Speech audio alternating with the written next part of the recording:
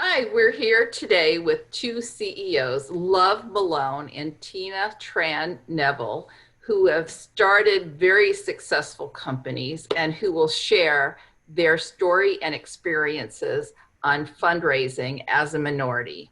Tina, tell us about your background, where you grew up, what college you went to, your major, your post graduation aspirations, and what led you to start your current company. Thanks, Laurie. Thanks for this opportunity. And also thanks to Newchip program. So my name is Tina Tran Neville. I was born in Vietnam, and then I came to the United States when I was 2 years old. I grew up in Oklahoma in the middle of the country, and it was the first in my family to go to college. So I went to college at the University of Tulsa in Oklahoma, and then graduate school at Yale University, en route to joining the U.S. Foreign Service with the State Department. So I worked in Vietnam and Pakistan, Iraq, and Washington, D.C. After that, I became a teacher in the D.C. area and then started my first education company about 10 years ago called Transcend Academy. So this is my second education company, and it really marries everything I've ever done. It's called Lana Learn. It's a global e-learning platform. It's a B2B platform that helps companies train up their employees globally. So in launching Lana Learn, we launched last fall. And so for the last 6 months, I was actually in Vietnam launching the company, securing our first revenue paying B2B clients. But then COVID happened, and then I had to come home to the US. And then when coming home, I think crises are a good time to reflect upon your opportunities, and e-learning is really growing right now. And so in the last 2 months, we've been expanding here at home in the United States and are now in 5 different states, expanding our platform and our company. Wow, that's quite a background. Thank you. So, Love, can you tell us the same type of information, where you grew up, where you went to college, your aspirations, what led you to start your company? Yes, thank you so much, Laurie. I really appreciate the opportunity, and thank you to Newchip as well. My name is Love Malone. I'm the founder and CEO of The Gradient. I grew up in Central Illinois, where I was also went to University of Illinois, graduated. I was an executive director in the pharmaceutical industry at companies like Merck and GlaxoSmithKline. I also was a global director in the advertising industry, working at companies such as BBDO and Ogilvy, working on accounts like BlackRock, Merck, Johnson & Johnson, and Mars. After launching, after many years in the industry, I was in Hong Kong launching a product for the BlackRock team. And I was really boggled at the reason why we were still talking about diversity. And in a global economy where most companies look at things globally, we were still talking about diversity. So I reached out to the CEO at the time and asked if I could take some time because I really wanted to look at this issue. So I was receiving an award at Cannes in France, and Jesse Jackson and Richard Edelman asked me a question if I could do more. And I thought about it, and I said that I think I can do more than what I was currently doing to get more people into the industry. So I sat down with several CEOs, one being Richard Edelman. Again, he is at his company is the largest PR company in the world, as well as the CEO of Ogilvy and the CEO of BBDO. And I asked it what exactly were the challenges they were having with getting diversity into their industry, and if they would allow me to build something to address that.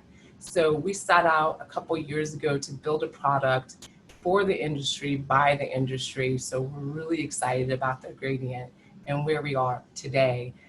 And being during this time, it's a gift and a curse for sure, because with COVID, very few people are hiring, but diversity is still top of mind to make sure that we are hiring people.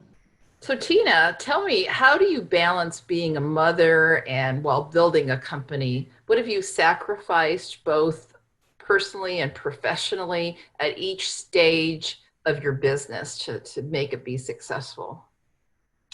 So it's hard. I'm not going to lie. Being a mother and an entrepreneur is difficult. And earlier in my career, I think it was even more difficult because it was a transition where previously I had a lot of time. I could set aside 8 hours in the day to just focus on my project. Whereas now I can set aside 8 hours of the day, but it might be bombarded by two other side projects or my main project, my two little children. So it was difficult in terms of the transition. Maybe I don't sleep as much now. I manage my time better, though, as a result. So that's the thing with entrepreneurship and being a mother, you actually learn how to manage your time much more efficiently. And in turn, you're a better manager. I think now in my career, I actually consider it a comparative advantage to be a mother. Given that I'm in education and e-learning, oftentimes when I talk to our school customers or organizational partners, or quite frankly, parents, one of my first selling points of e-learning is you get 30 minutes to yourself or an hour to focus on yourself because your child or your students or your employees are learning. And so, bringing yourself to the table and your whole self to the table in any entrepreneurship endeavor is important. But as a mother, I think it's all the more important in an education company and has become an advantage at this point in my career. Love, how does the current state of startup investing impact you as a Black female founder? What structural challenges have you faced? Thank you for that question. I have to say that lately it has been extremely encouraging to see so many institutions, angels, as well as VC, putting efforts behind increasing Black entrepreneurs. It has been amazing to see that. I'm extremely ecstatic about that. I have to be honest, when I started my business, I didn't even bother to look to find money because I could read the numbers. I could see that it was such a low chance that I'd have to go out there. So did I want to spend time looking for investors, or do I want to actually go out and try to build the business? And it seemed like I needed to have, a great deal of track record just to be seen, or I needed to know someone. So it didn't seem like it was going to be a great offer for me. So in fact, I believe the numbers are 2009 to 2017, startups raised $500 billion in venture capital, but only 0.0006, and so that's 0.0006 went to Black women led founders, and less than 1% went to Black founders at all. 34, to be exact, Black women were able to raise more than $1 million, which sounds amazing, but when you look at the average female founder raised $5 million and an average male founder raised $12 million at that same round, you're not looking at, an equal playing field. And so, also during that same time, I knew as a Black woman that 42% of the net new women-owned businesses were Black owned, 3 times the average of what women-owned businesses were at the time. And Black women are the most educated group when you look at associate and bachelor's degrees within the demographic. So I knew that, as a Black founder, I'm more than capable. I just, wasn't sure how much, the industry wanted to actually hear from us, and, knowing that whether it's Yale, Harvard, or Bain, or Accenture, they all say that, diversity in companies lead to greater success. And we know that the Kaufman study that looked at this industry, the VC world, showed that diverse founders have been known to have greater investments on returns. So I'm encouraged. I hope that maybe everyone got the Kaufman study sent back through their inbox, and they decided to really look at Black-led founders like myself. So again, I'm encouraged by what's going on, and I'm excited to see what companies come out of this time. Yeah, those are some really amazing statistics that you shared. Thank you. Tina, how have these challenges impacting your fundraising, and what strategies have you specifically put into place to overcome them? Thanks for those questions. So there are two strategies that we put into place. The first one is to fundraise a little bit later in the process. And then the second one is to take advantage of specific opportunities. So to the first one, to fundraise a little bit later in the process, I think Love did a great job of laying out the statistics as to why. The world right now and the patterns of investment don't really fit myself or Lana Learn right now. And so as a result, we are making sure that we build our business, build the traction with revenues and customers and bake out the technology platform, because I do think that results speak volumes. And so while I may not be able to raise at the stage of other founders right now, in given the current realities, our goal is to, at the end of the day, build a great company that customers love and that scales rapidly globally. And then hopefully in the process, partner with investors to help us accelerate the process.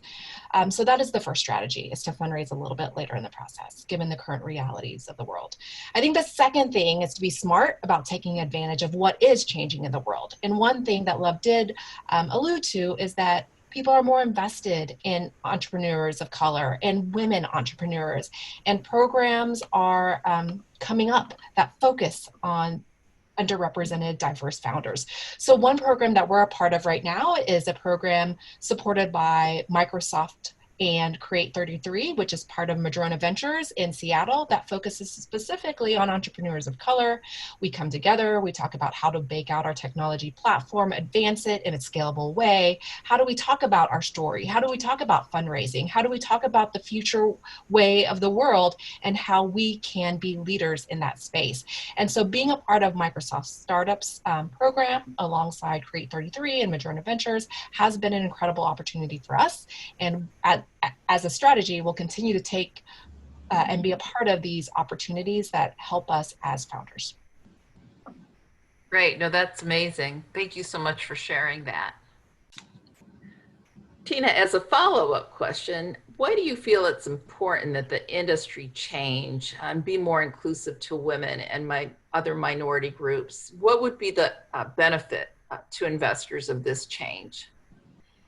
So I think that the industry is changing, and it just practically speaking, on a company level, you're seeing supply chains diversify in terms of where they're getting their supplies. You're seeing globalization happen in terms of dispersed teams and outsourcing. So on a company level, the industry is changing. And as a result, I think it's important to have people and leaders in those industries to best connect with team members who are from different countries, who speak different languages, who have different experiences. So from a practical level, diversity matters because companies are changing. Secondly, diversity also matters because leadership is changing. You're seeing women become leaders and CEOs. You're also seeing boards incorporating and in some cases requiring women to be part of their leadership team. And so as investors, I think that investors invest in the future. And so part of investing in the future of what's already happening is hopefully investing now in women and people of color who are starting industries who are going to continue to be a part of this evolving industry. Love, in your opinion, what are the benefits of change and what policies should be put into place to ensure equality when it comes to fundraising from both VCs and angel groups, and how to best deal with the unconscious bias? Oh, I love this question. Thank you. Typically, I'm talking to people who are asking me why I'm doing this for the good of society. But with this group, I can honestly say just plain money, right? So if I alluded to a study by the Kauffman Institute earlier, which if you are seeing better returns on diverse-led companies, why not? If you also need to find innovation, right now you're 25% overrepresented when you talk about white-led startup executives. With Asians, you're 160% overrepresented. With Latinx, you're 85% underrepresented. With Black founders, you are 82% underrepresented. So if you're just looking at the numbers, looking at the companies or founders that are underrepresented so you can get more innovation is a great place to start. So that would be my opinion as to why you would be moving. Plus, there's nothing to what Tina said, like having someone that actually knows that part of the industry or is making change because it will fix something. In most cases, you're looking at a very select type of person who's a VC. And so, but the people who are the influencers, the people who actually move markets are not, are diverse groups. And so if you're not getting innovation from them, how much money are you actually missing when you're looking at new products that you can look at?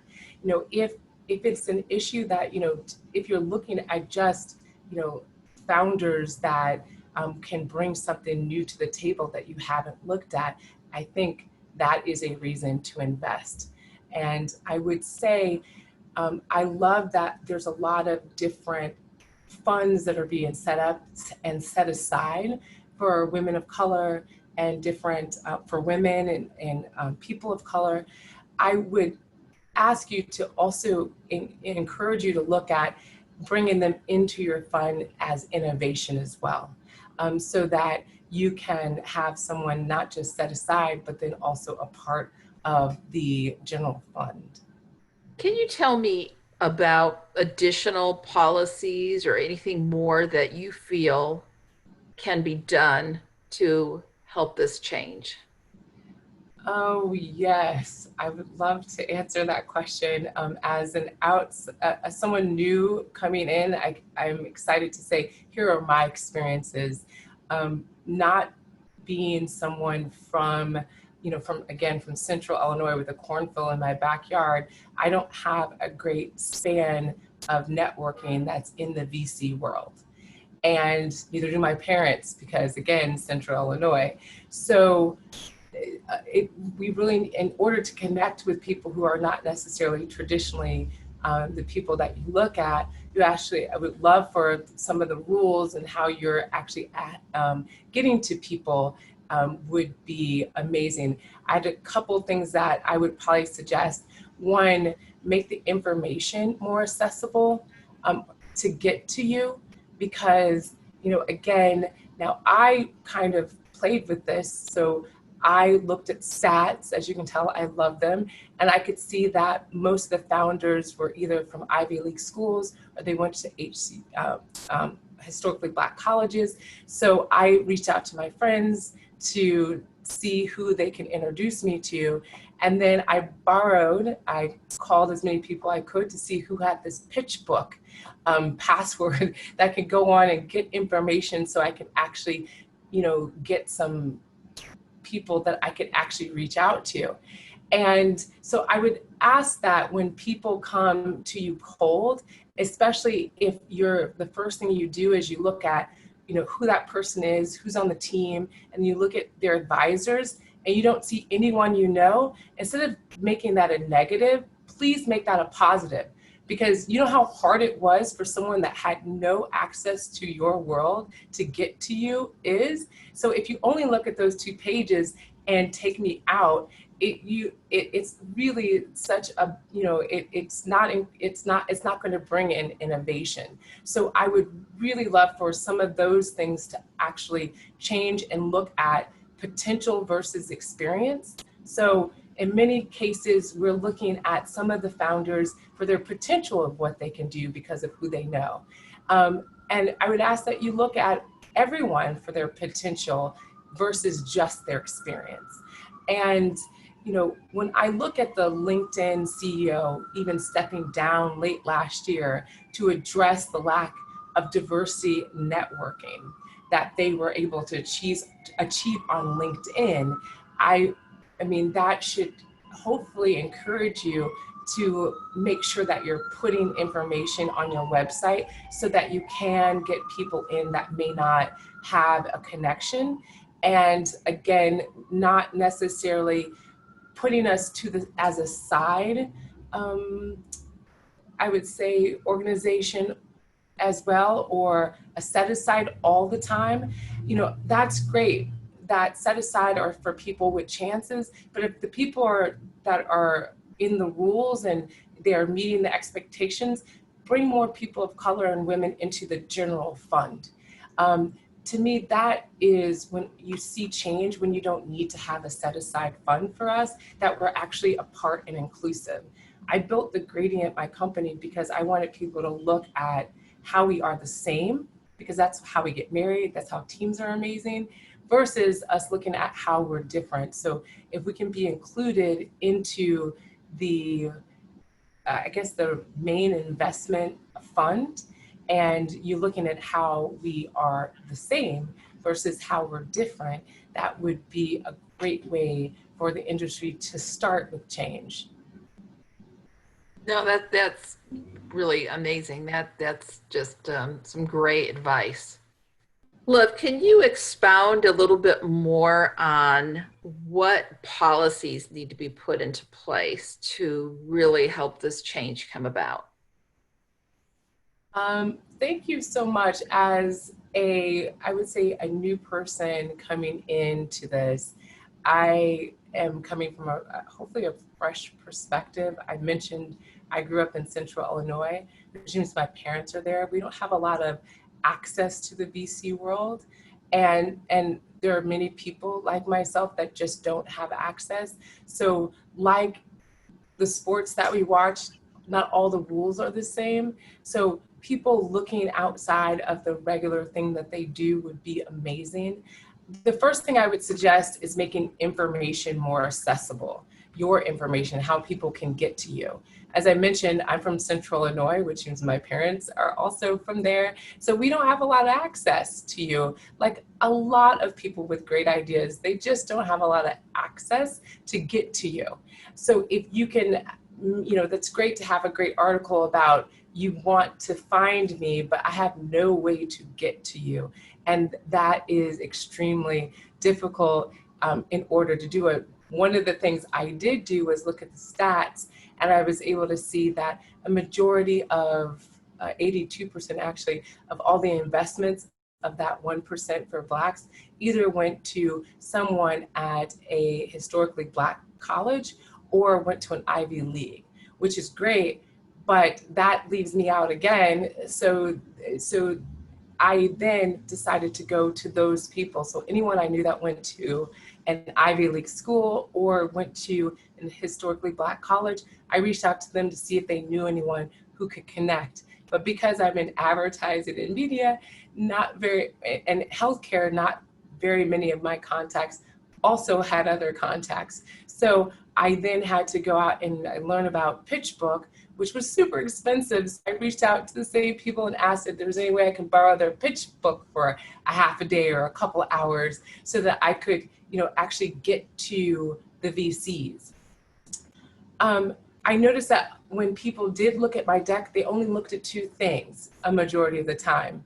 They looked at, who was on my team, and then they looked at who were my advisors. So I think it was looked at as a negative thing if I wasn't running in your circle. I would ask that you guys look at that as a positive thing. If I got to you and you are now opening up my email and you don't know any of the people that I have on here and they're executives or senior leaders in other industries, I would hope that you would take that as a positive, because now you're looking at someone that can come in and innovate. You're looking for the people that have not traditionally been found versus keeping us in that same box that has been created. So if that would be possible, that would be amazing, because so many people are stopped at that section even after doing different things to get to you. The other thing would be, looking at people for their potential and their experience. In many cases, women and diverse founders are, they have to go down the road a little longer to get the same money that some of the other groups don't have to do. So it would be nice if you would look at that and say, okay, what is the potential and experience, and leave us in that same mind frame of getting us to that next level, and also making the investments equitable. How are we going to achieve more if we're getting less in investments? So looking at that as well, I would also really look at innovation with diversity.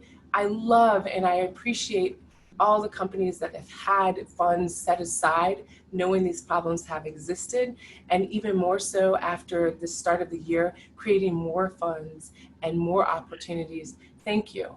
I also would ask that you put us in your regular fund as well. I want to cite one, that the LinkedIn CEO stepped down to address networking for diversity groups because he knew that we do not have the same networks that a lot of our white counterparts do. So we're not even able to network to get regular jobs and investments in this case. So being able to, allow us to expand that would be great, but then also allowing us to be a part of your regular fund would be amazing as well. So the set aside would be great for the people that maybe you're finding and aren't a part of your regular sphere, but the people that are a part of it, can you move them to your regular fund so that, because they are a part of that. And that way you're able to look at expanding innovation and expanding diversity across all these new things that you're doing today. So, Great. Thanks for sharing so much great information. In closing, as a diverse founder, what would you like investors to know about your company and you as an entrepreneur? First, I want to say thank you for letting me be a part of your day and listening to my thoughts. For me, I have excelled in my career because I'm a problem solver, I'm an executor, and above all, I'm an athlete. I not only want to change the narrative about females and minority entrepreneurs so that we can all make money. I want you to know that I don't want to be chosen because you want me to be the best female in your fund or the best minority entrepreneur in your fund. I want you to know that if I am chosen to be a part of anyone's fund in the future, my stride is to be the best investment you make all year, to be the best person in your fund. And I started the gradient with that in mind. I thought about diversity, but I made it inclusive. I want everyone to be a part of the community that I created because I believe we move forward as a society, but also in business, if we don't just focus on how we're different, but how we are alike so that we can build better teams and better companies and make more money. My name is Love Malone, and I'm the CEO of The Gradient. Thank you so much, Love. So Tina, in closing, is there anything else that you'd like to share or thoughts you would like to leave investors with? Well, first, I'd just like to thank investors for listening to this panel. I know you're really busy. You've got things you need to do on top of listening to a lot of the wonderful demo day presentations. So thank you very much.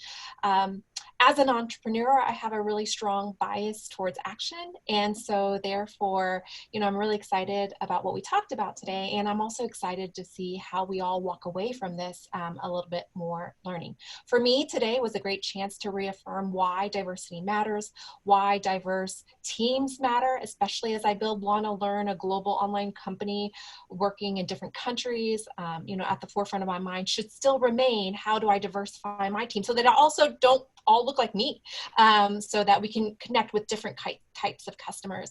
And then I also look forward to how each of us take away from this too. So thank you again for being a part of this panel. They're wonderful people doing great work in this space.